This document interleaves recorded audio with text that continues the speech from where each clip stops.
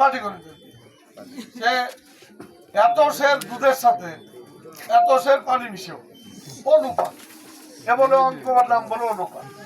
আমি কত খাঁটি দুধের সাথে আমি কি জানি পানি মিশাচ্ছি।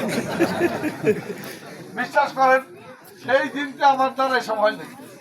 আমি অঙ্কে বহু চেষ্টা করে মুখস্থ করে এসএসসিতে টেস্টে 89 পাইলাম 89।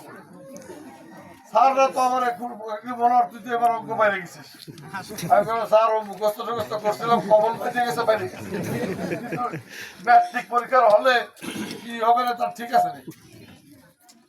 হ্যাঁ আমি একটা জিনিস ভাবতাম কোটা জানেন, সহজ সরল পথে যাওয়া অর্থাৎ সরল যেটা কেউ পারত, কারণ ওরা নিয়ম জানে না, ওরা পারে না।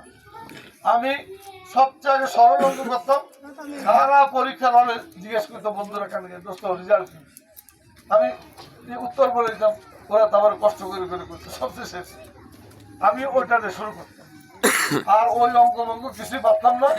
বীজগণিত পেরে পরে ম্যাট্রিকে রেজাল্টে দেখলাম যে 64 পেয়েছে।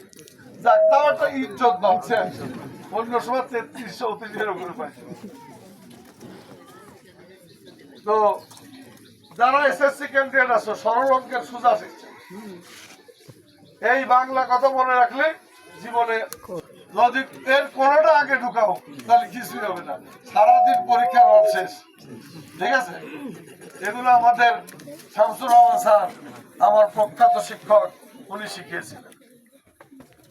তো যাই হোক, সবাই বক্তৃতা দিছে, আমি আর বক্তৃতা দিয়ে কি করব, এই জন্য আপনাদের সাথে গল্প করতেছি।